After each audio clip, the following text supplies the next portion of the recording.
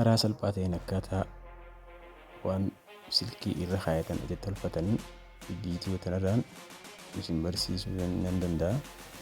Kabajamtoota hordoftoota kiyyaa asumaan carraa kanatti fayyadamuudhaan chaanaala yuutuubii kiyyaa subscribe, like akkanaa gootanii isinin jaa.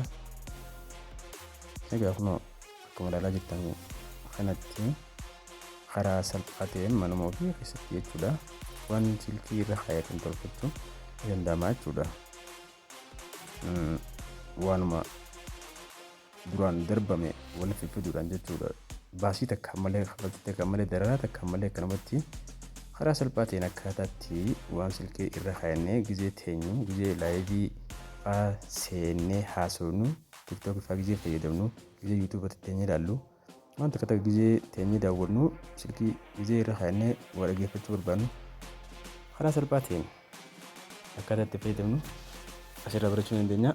Sibiila abbaa tokko ni qopheeffannaa, sammoota biloonni firii lama ni qopheeffannaa, cuboota pilaastika takka ni qopheeffannaa, cuqullaa ilaanii takka ni qopheeffannaa.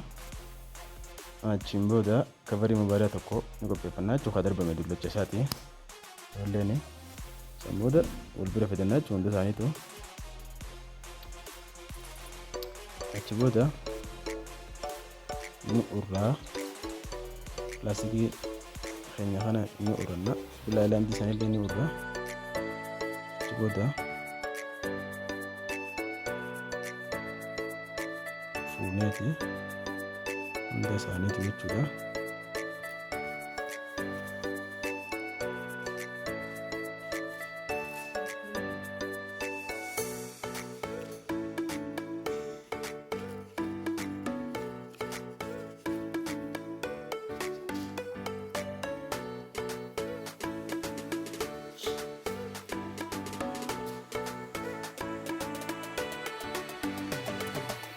Alata kanaan iyyuu qopheeffannee booda waan barbaachisaa yoo wal bira kaayannee booda fuunee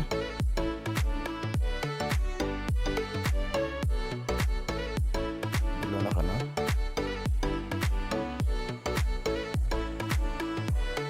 sibiila fuunee keessa keenya bakka urga san keessatti fayyadamna. Achi booda biloona qopheeffannee saniin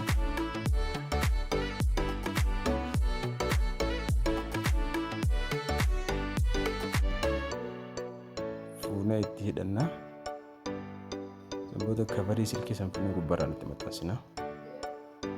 Achiin booda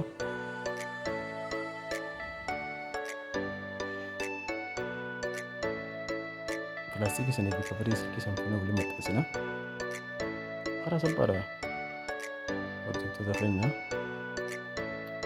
Achi booda cuqullaa ilaanii ta'uu saniitti fuunee biloonaan sibiila qopheeffannee san gubbaarraan ittiin jechuudha. Maaliif akka inni akkanaa fi akkana hin jejjenne jechuudha gizee irra kaayannee silkii sassoona jechuudha. Sibiilli lafarra fiigee cuqullaan san guutee lafarra teessi waan ta'eef kanatti godhamaa jechuudha. Itti godhee fixee kunoo akkuma argitan kana karaa salphaadhaan qopheesseetiin jira jechuudha. Silkii irra kaayatan silkii irra kaayatiin isin garsiisa ilaaluu dandeessan jechuudha. Kunoo yaala kunoo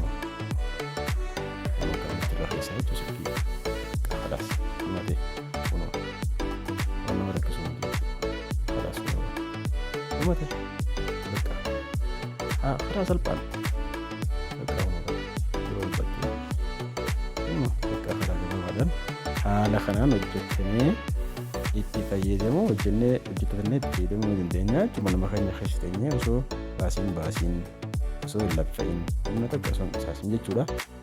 Karaa kanaan itti fayyadamuu ni dandeessanii. Like, subscribe, share gochuun